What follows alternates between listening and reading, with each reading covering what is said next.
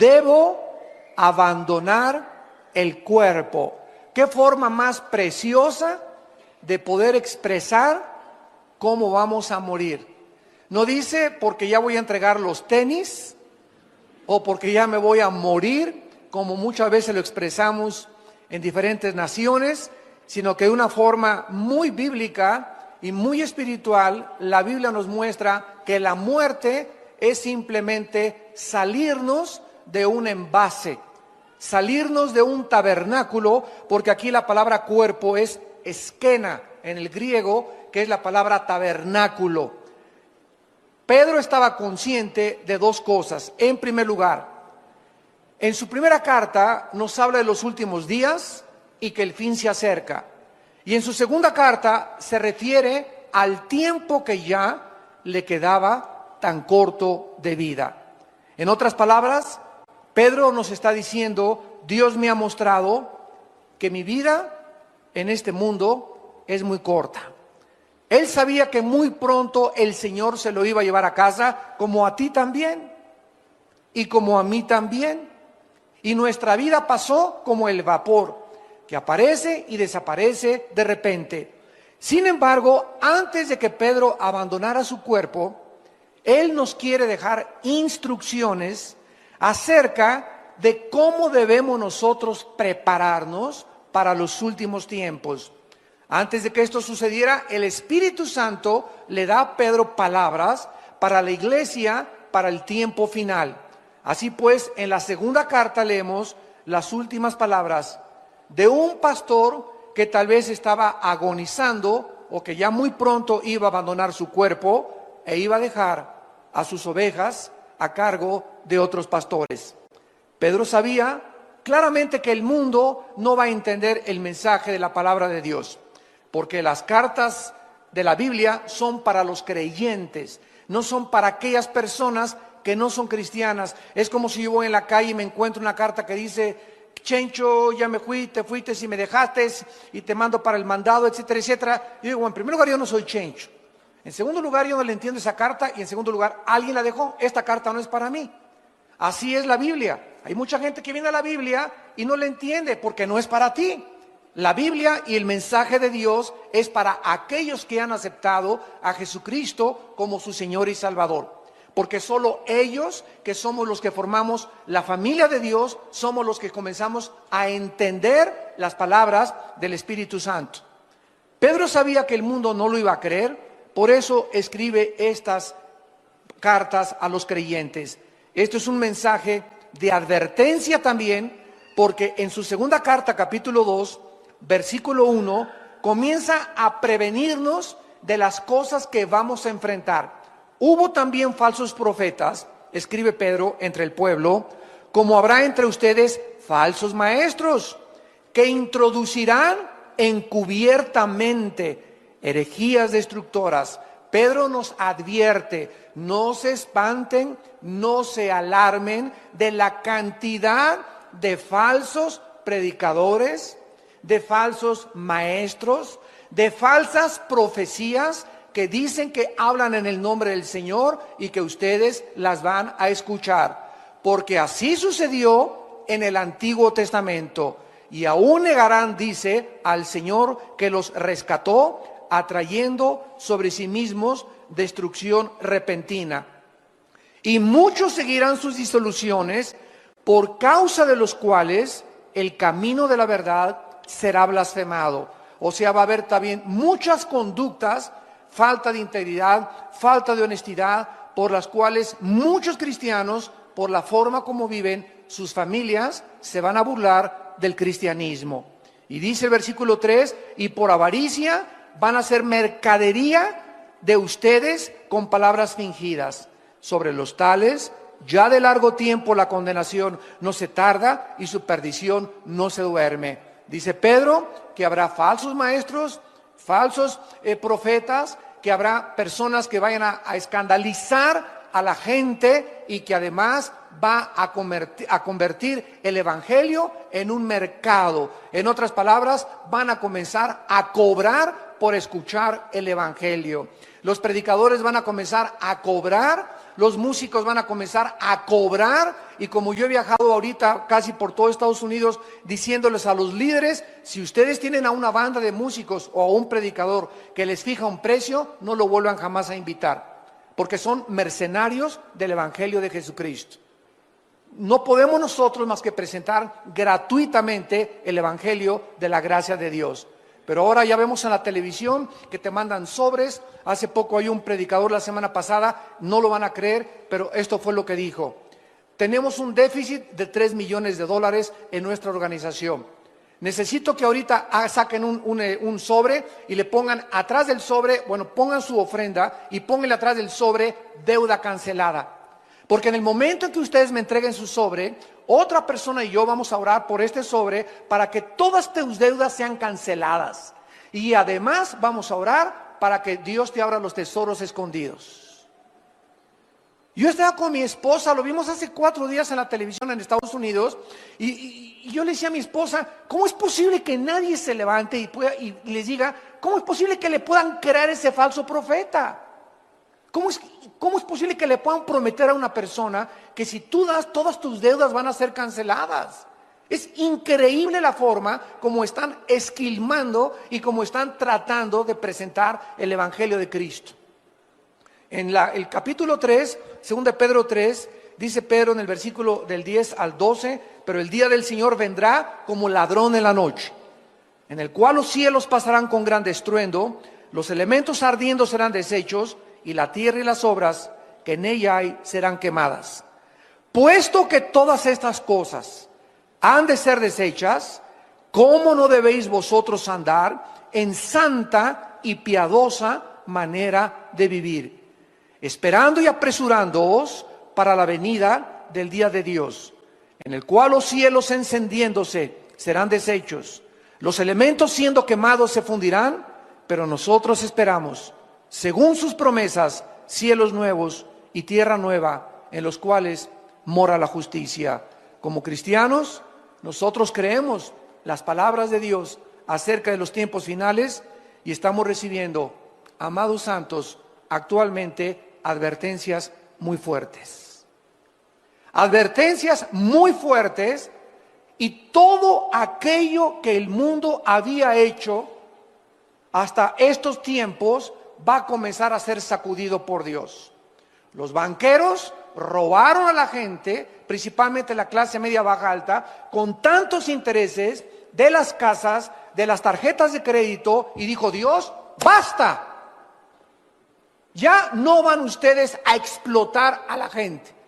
Lean ustedes Santiago 5, ya dice claramente, el jornal de los obreros ha llegado a Jehová de los ejércitos, porque los han explotado y se han aprovechado. Un grupo muy pequeño en el mundo, un monopolio que se hicieron de multimillonarios para explotar a todos los demás, hasta que llegaron a la misma quiebra.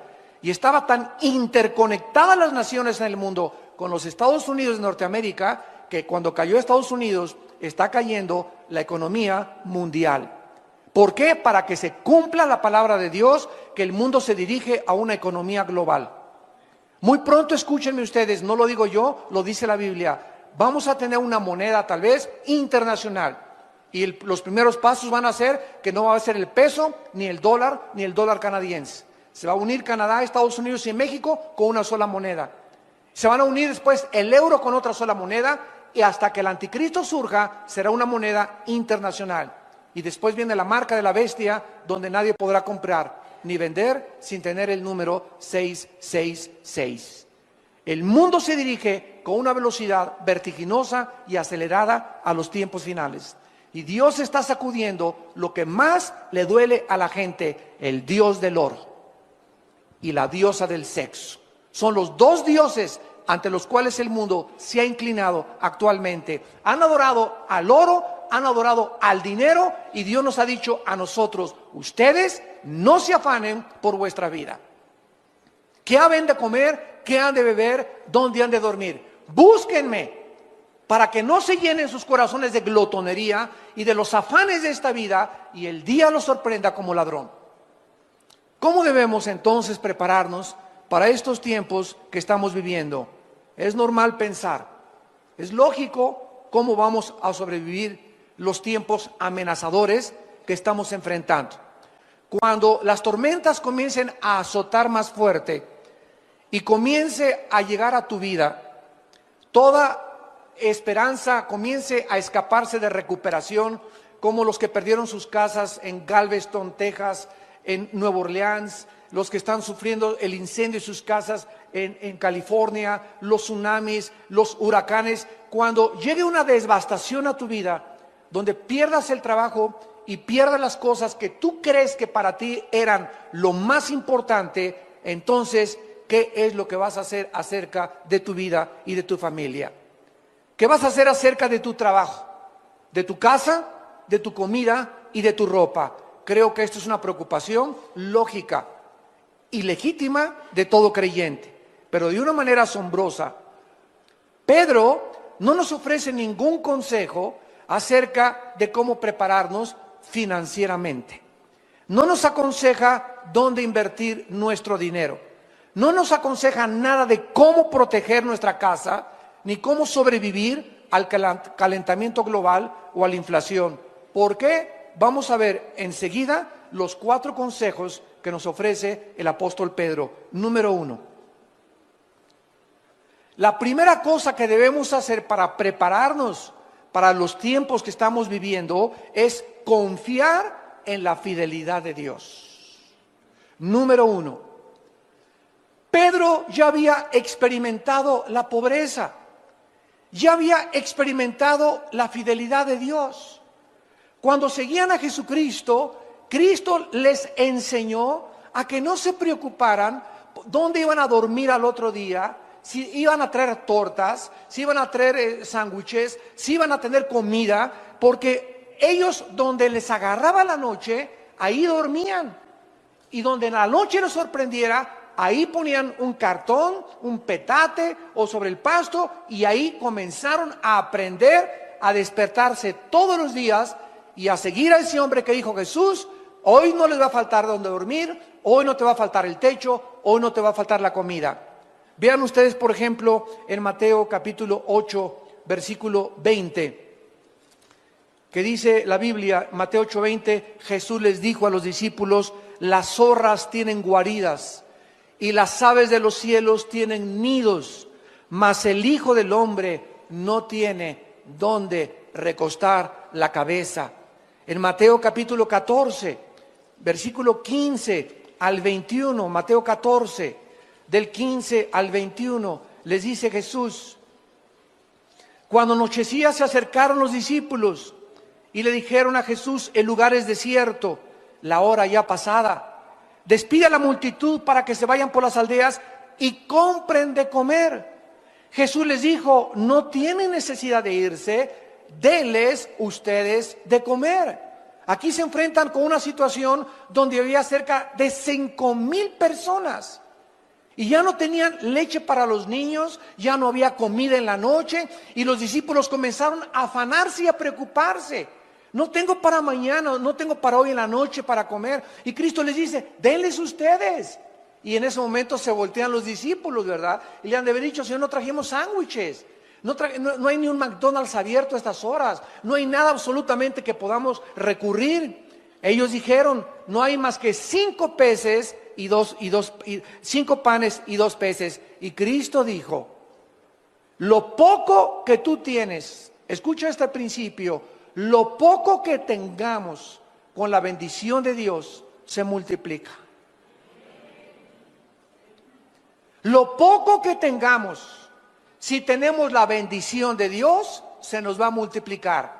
Tráiganme lo poquito que tengan, dijo Jesucristo, y entonces mandó a la gente recostarse sobre la hierba, y tomando los 5 panes y los 2 peces, levantando los ojos al cielo, los bendijo y partió. Y dio los panes a los discípulos y los discípulos a la multitud. Esta es la razón por la cual antes de cada alimento, antes de desayunar, antes de comer y antes de cenar, bendice los alimentos en el nombre de Jesús y denle gracias a Dios de los frijolitos refritos, de los totopitos que tienes y tal vez de el vaso de leche que tienes, porque si tú reconoces en lo poco, Padre, gracias porque pudimos desayunar por lo menos esta mañana, pudimos cenar, mis hijos, no tenemos muchas cosas, pero tuvimos para comer. Cuando Dios ve ese corazón agradecido, que lo alabamos y lo bendecimos por lo poco que tenemos, entonces Dios bendice y nos multiplica lo que no tenemos. Pero si nosotros ya comemos como si nos lo mereciéramos, en el nombre de Jesús te pido estos alimentos, guárdalos en el hueco de tu mano, dales a los que no lo tienen, amén. Cómprate una cotorra de África, o un perico, o una grabadora, y comienza a hacer que ese perico, esa grabadora, ore en lugar de ti, porque muchas oraciones de muchos de ustedes caen en la mecánica, comienzan a ser autómatas de Dios, robots de Dios. Ya la oración que dan no es del corazón, ya nomás sacas tu estampita y te echas la presinada también. Tenemos que sentir en el corazón, Padre, gracias por este pollo, gracias por este tibón, gracias por estos cornflakes, gracias por lo que nos das. No perdamos el sentimiento de la gratitud. Es horrible comenzar a vivir creyendo que lo que tenemos no lo merecemos. Gracias por este día, Padre. Gracias porque llegué al aeropuerto, Padre. Gracias porque me guardaste. Gracias por este día, Señor. Nos acostamos con el corazón lleno de gratitud. Y eso es lo que Dios está pidiéndonos. Que no nos olvidemos de que tenemos la vida, estamos respirando y tenemos que comer. En Mateo 17, versículo 24, llegaron a Capernaum. Y vinieron Pedro y los que cobraban las 2 dracmas, Mateo 17, 24. Y le dijeron, vuestro maestro no paga impuestos, o sea, no paga las 2 dracmas. Él dijo, sí. Y al entrar en la casa, Jesús le habló primero diciendo, ¿qué te parece, Simón? Los reyes de la tierra, ¿de quiénes cobran los tributos o los impuestos? ¿De sus hijos o de los extraños? Pedro le respondió, de los extraños. Jesús le dijo, luego los hijos están exentos. Sin embargo, para no ofenderles, ve al mar, echa el anzuelo y el primer pez que saques, tómalo. Y al abrirle la boca, hallarás un estatero, que es una moneda que correspondía a 4 dracmas. Un estatero, tómalo y dáselo por mí y por ti. Cuando ellos necesitaban comer, Dios lo multiplicaba. Dormir, dormían en cualquier lugar. Y cuando necesitaban dinero hasta para pagar los impuestos, de una forma sobrenatural, Cristo les proveía lo que no tenían.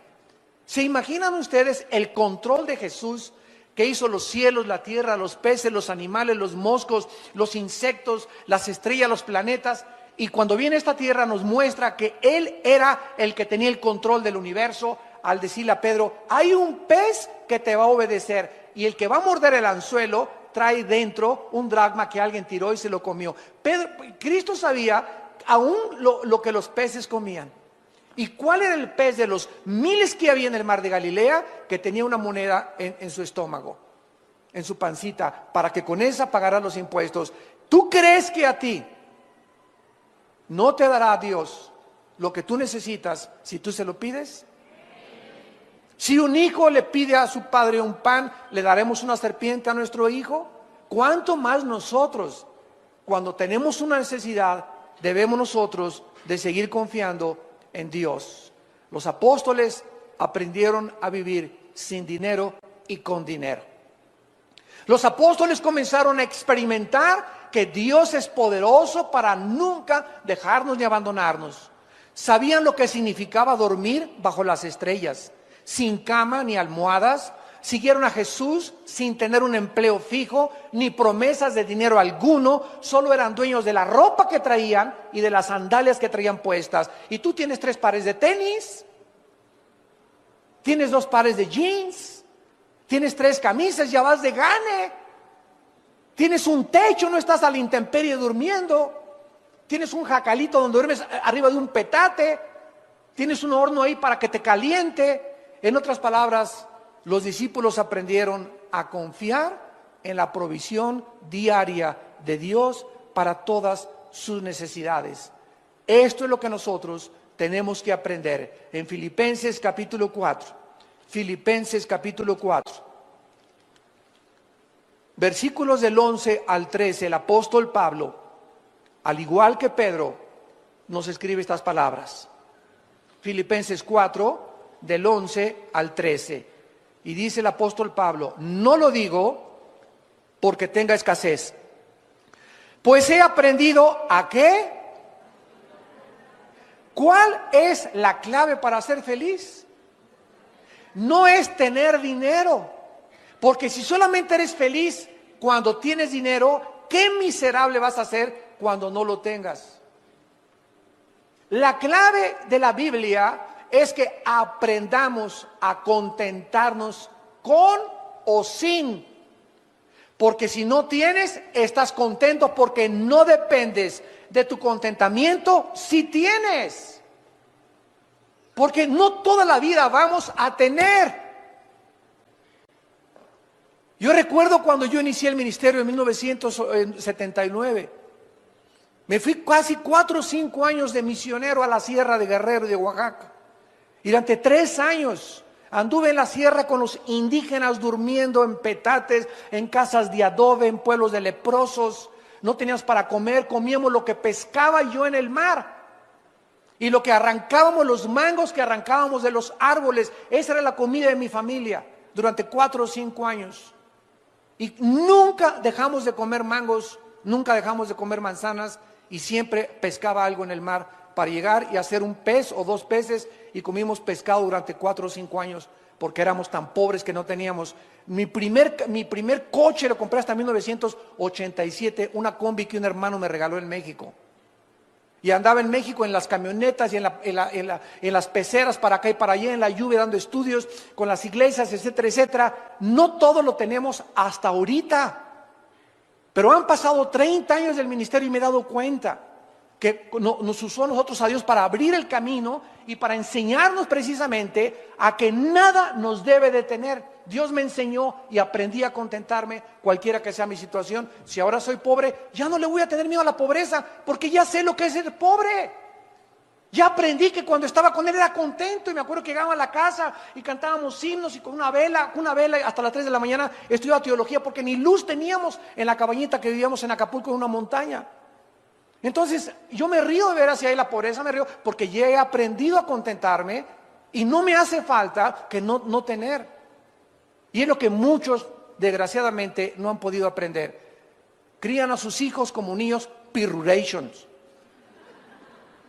Y les dan reloj ya a los 12 años y a los 15 años su coche, etcétera, etcétera. Y estamos creando una generación de chavos pirruris que no saben lo que es sufrir y no saben lo que es ganarse el pan con el sudor de su frente.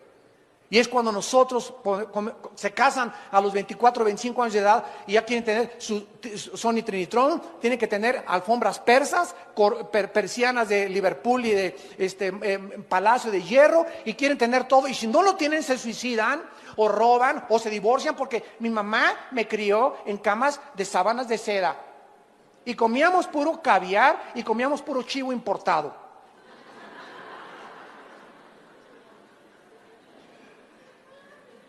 No lo digo porque tenga escasez, dice Pablo, he aprendido a contentarme cualquiera que sea mi situación. Y por eso muchos de ustedes han perdido el trabajo o han perdido lo que tienen, porque Dios les quiere enseñar. Dios no te ha abandonado. Dios quiere enseñarte que en esa pobreza que estás y en esa pérdida de trabajo, Él sigue siendo Dios. Y no te va a dejar ni te va a abandonar. Y cuando recuperes otra vez lo que perdiste, te vas a acordar que no te faltó por lo menos de comer. Y no te faltó techo y no te faltó tampoco tu familia. Porque eso es el tesoro más grande que tenemos. Mientras tengamos la familia, lo tenemos todo. No importa que la familia durmamos en la banqueta, pero juntos siempre, luchando por la sobrevivencia con el Señor de nuestro lado. Diré yo a Jehová, esperanza mía, castillo mío, mi Dios, en quien confiaré. Y no diré yo al banco y la bolsa de valores y Wall Street, en quien confiaré. Pues en aquellos que están confiando en eso, Dios se los ha derrumbado, para que no pongan sus ojos en falsos ídolos, más que en el Dios viviente que le da vida y aliento a todas las cosas.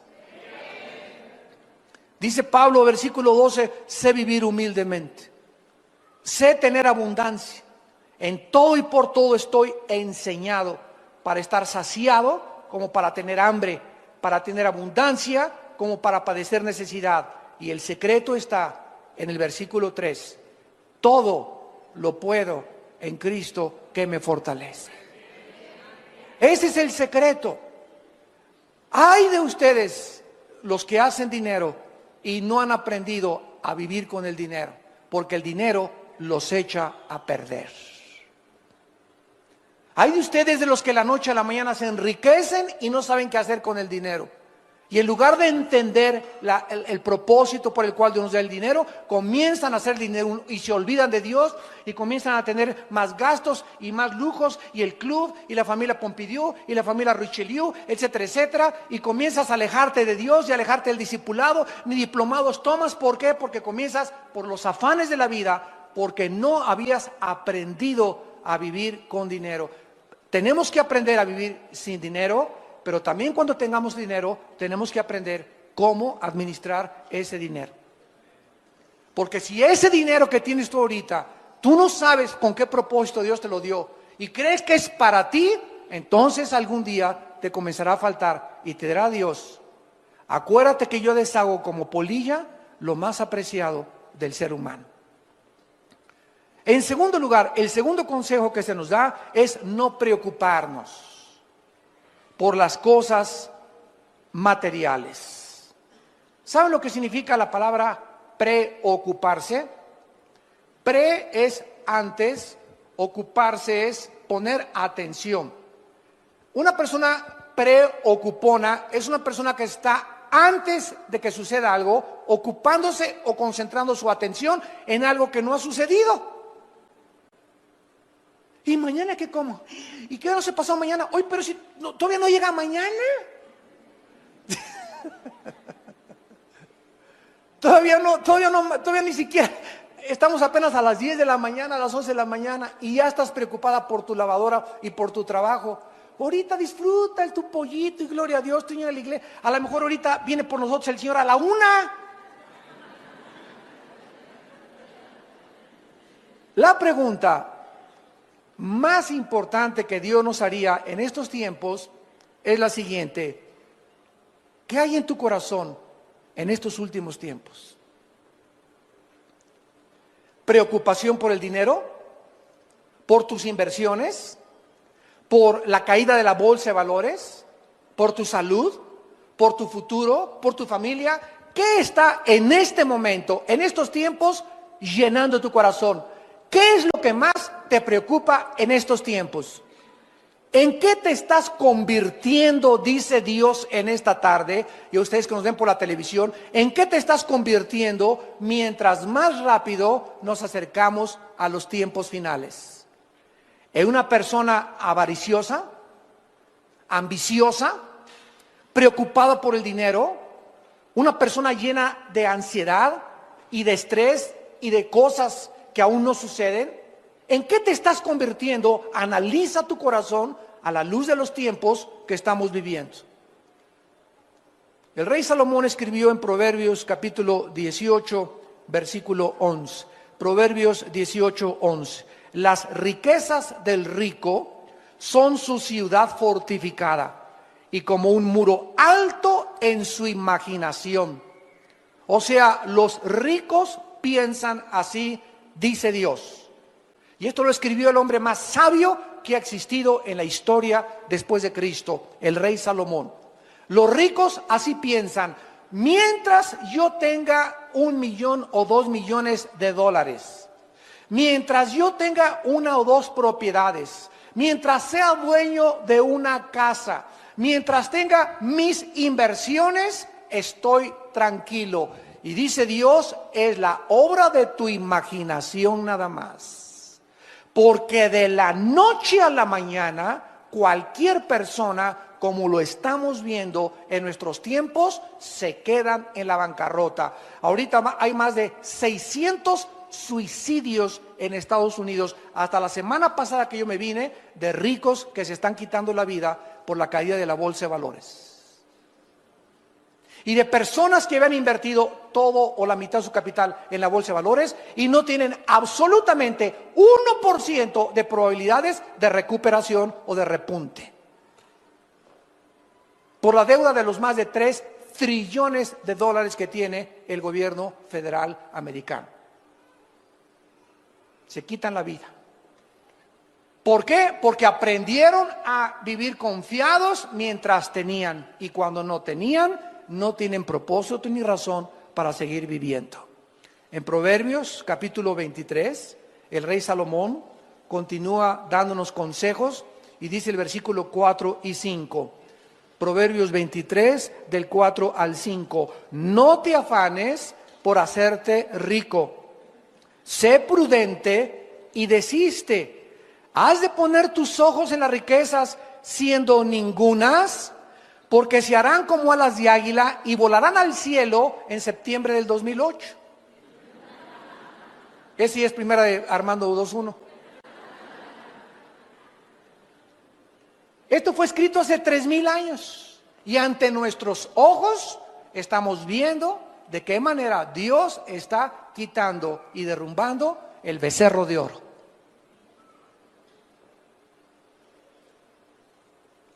En 1 de Timoteo capítulo 6, en el Nuevo Testamento, el apóstol Pablo también tiene palabras para nosotros. Y dice en 1 de Timoteo capítulo 6, versículo 6 en adelante. Pero gran ganancia es la piedad acompañada, otra vez igual que Pedro y que Pablo, contentamiento. Gran ganancia es la piedad acompañada de contentamiento. La palabra piedad, eusebia en el griego, significa la vida o vivir cerca de Dios. Tú vas a ganar, nunca vas a perder. Mientras tú vivas cerca de Dios, siempre vas a ganar. ¿Por qué? Porque cuando vivimos cerca de Dios, en su presencia hay plenitud de gozo.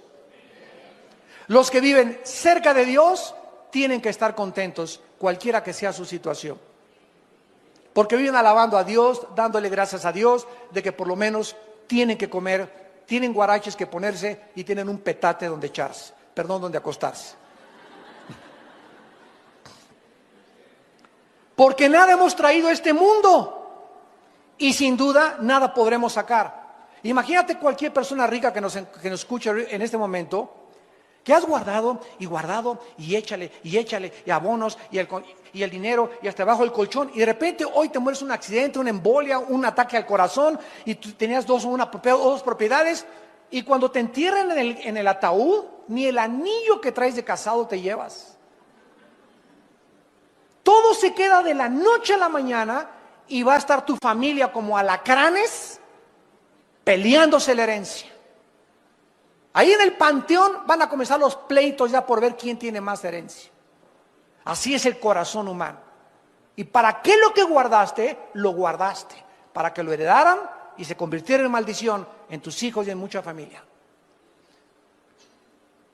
Así que teniendo sustento y abrigo, estemos contentos por el amor de Dios. Teniendo sustento y abrigo, estemos contentos, porque los que quieren enriquecerse caen en tentación y lazo, y en muchas codicias necias y dañosas que hunden a los hombres en destrucción y perdición, porque raíz de todos los males es el amor al dinero. No dice que el dinero sea una maldición, dice que es el amor al dinero lo que es una maldición. Porque amando el dinero y codiciándolo, se extraviaron de la fe y fueron traspasados de muchos dolores. La raíz de todos los males es la ambición y la avaricia de guardar más de lo que tenemos. No está diciendo que los ricos no van a entrar al cielo, ni Dios está en contra que tú tengas un Ferrari el lunes y un Mercedes y un Lamborghini el miércoles. Si tienes y ganas 3 millones de dólares, te puedes dar ese lujo mientras le des a Dios proporcionalmente. Si ganas 3 millones de dólares, dale $1,500,000 a la obra. Y dice Dios, yo no tengo ningún empacho en que te quedes con $1,500,000 al mes. ¿Por qué? Porque veo que el dinero no es un ídolo para ti. No te has olvidado de mí, dice el Señor. Ese es el secreto del dinero.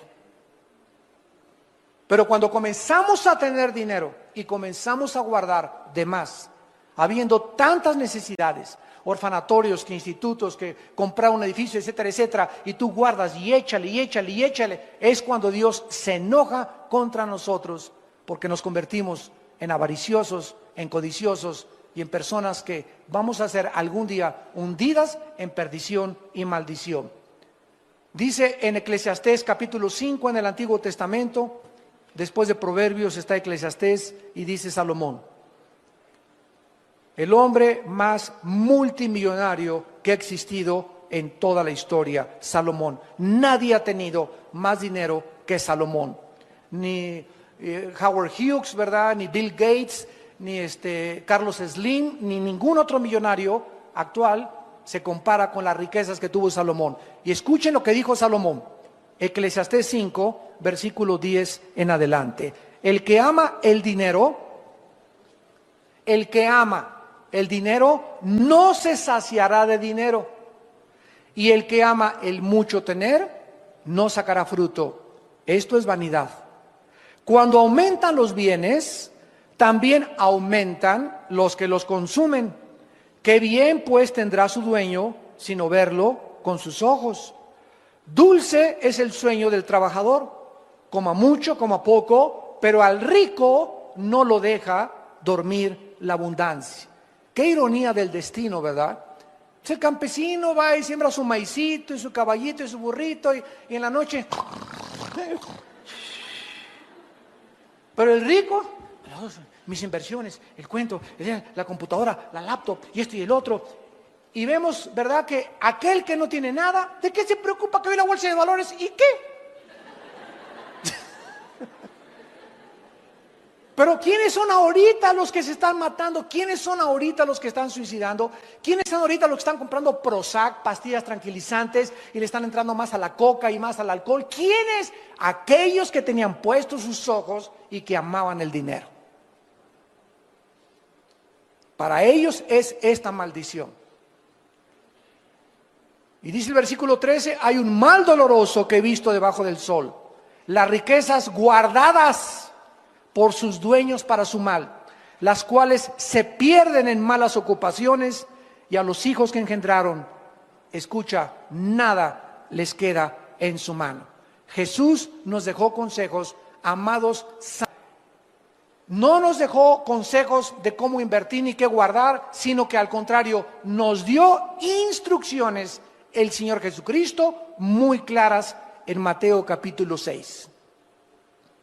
Y dice Mateo 6, el Señor Jesucristo, versículo 25, cuando ya hace 2000 años, los ha dado pensar continuamente o enfocado continuamente en el dinero o en lo de mañana, intranquilo, sin tener paz. Eso es lo que hace el amor al dinero. No os afanéis por vuestra vida. ¿Qué han de comer? ¿Qué han de beber? Ni por su cuerpo, ¿qué han de vestir?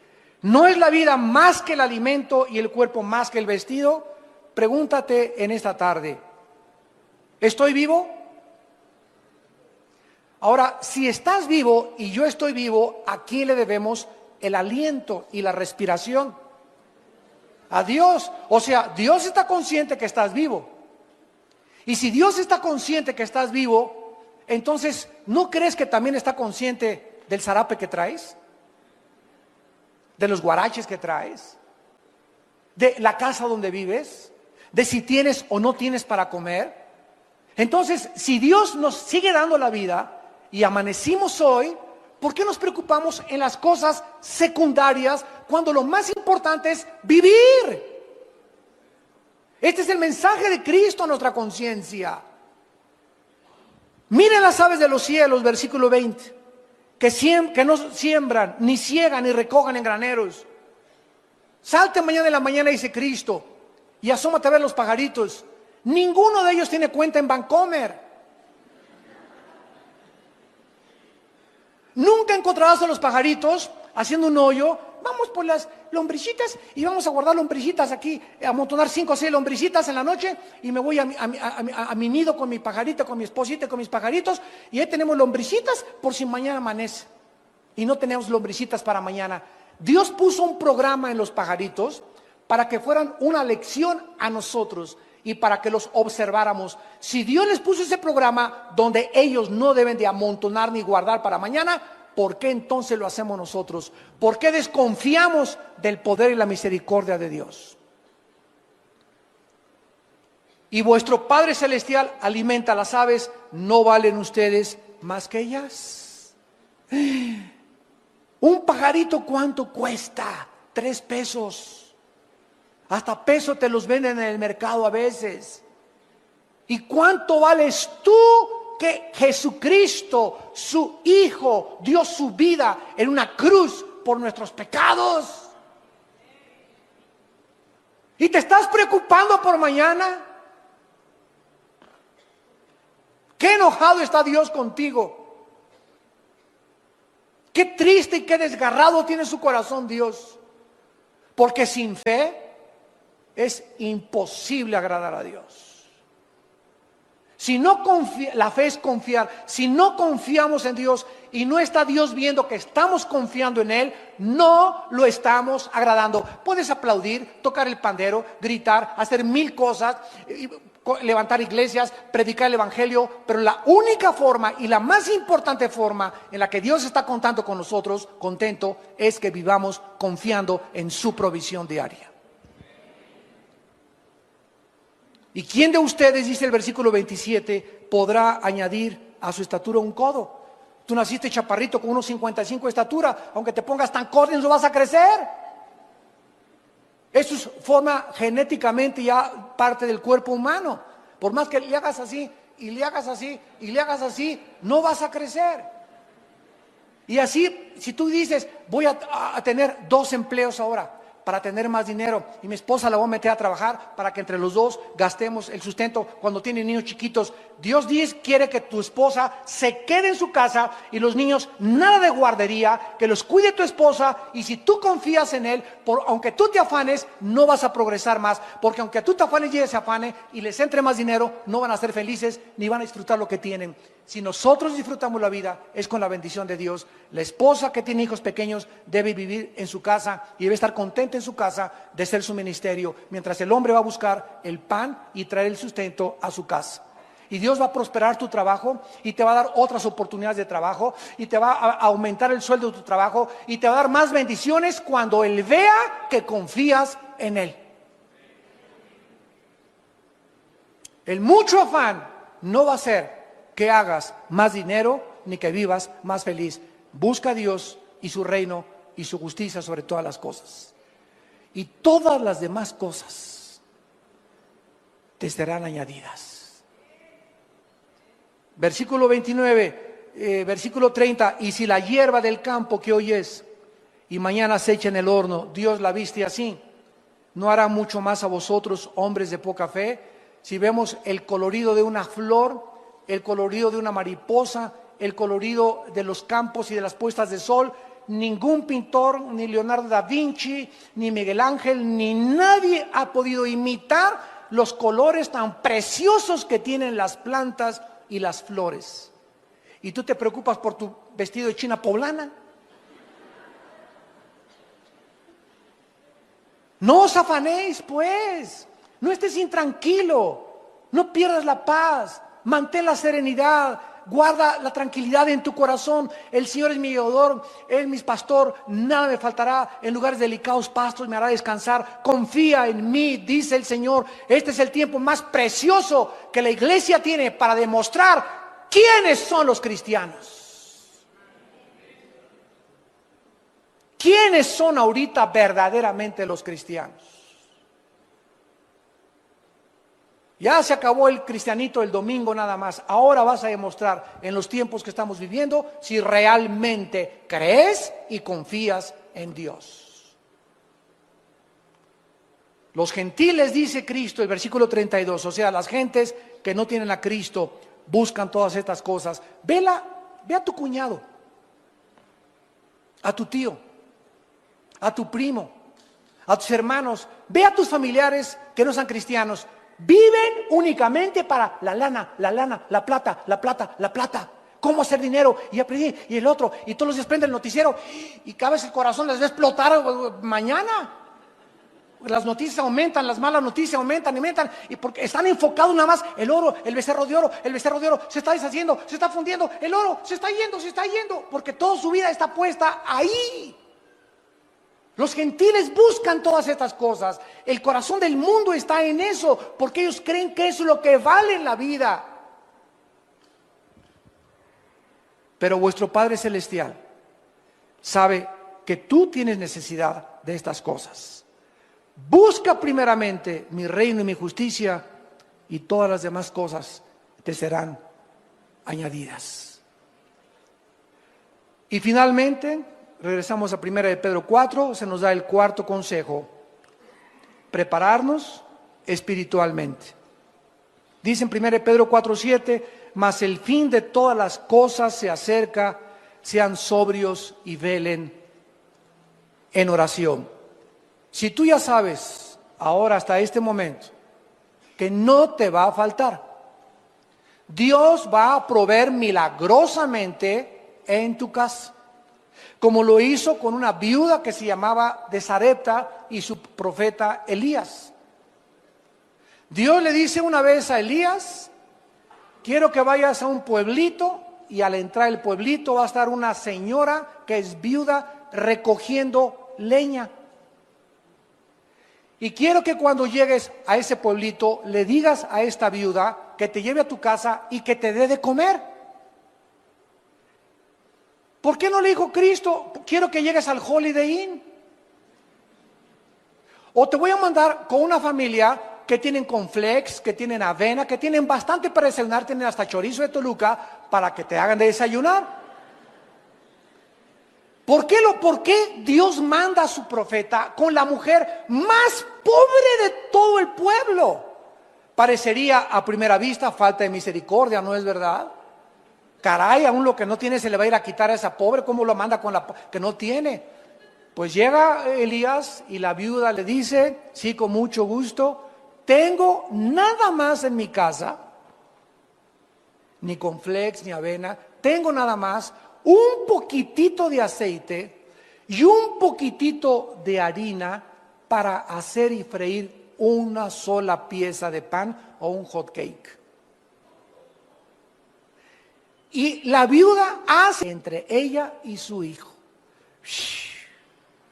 Y cuando Dios ve y Elías ve que ella hace eso de compartir aún lo que no tenía, entonces el profeta, guiado por el Espíritu de Dios, le dice a la viuda: nunca de aquí en adelante te faltará el aceite y la harina en tu casa. Cuando Dios ve que en lo que no tenemos somos fieles, nos dará lo mucho. Porque hay mucha gente ahorita, pobres avariciosos, así como hay ricos avaros, hay pobres avariciosos. Ay, hermano, ¿cómo quiere usted que diezme si no me alcanza? Precisamente porque los 5 pesos que gana por lavar cada pieza de ropa, señora, como una lavandera hace muchos años que enfrenté en la iglesia, que llegó a la iglesia y me dijeron unos hermanos: hoy anda una señora pidiendo dinero en la iglesia.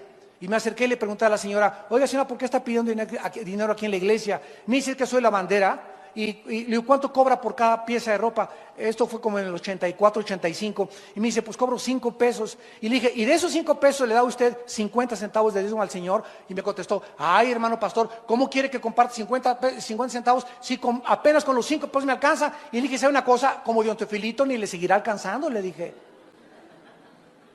Oiga, pero ¿cómo quiere que diezme? Es que hasta los pobres siguen siendo pobres mientras más avaros sean.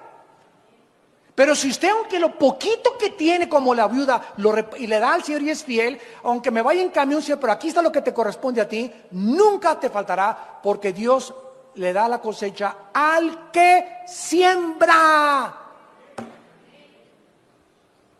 Lo que sembramos, recogemos. ¿Cuántos de ustedes están en la pobreza? ¿Cuántos de ustedes no tienen o no les alcanza porque son avaros? Y jamás le dan ni el diezmo al Señor, le dan limosna. Y ahorita es el tiempo de aprovechar de sembrar en el reino de Dios.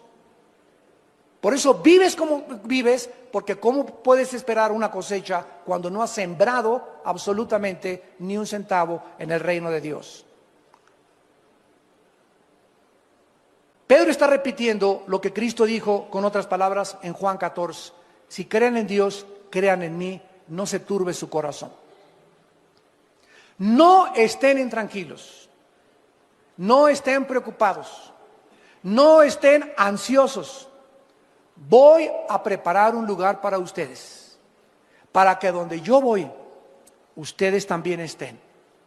Si ustedes tienen mis mandamientos y los guardan, ese es el que me ama. Y el que me ama, yo lo amaré. Y mi Padre lo amará también. Y vendremos mi Padre y yo, y haremos morada en tu vida. No te dejaré ni te desampararé, estaré todos los días hasta el fin del mundo contigo. No veas al mundo, no veas el becerro de oro fundiéndose ni deshaciéndose, no veas las noticias, veme a mí.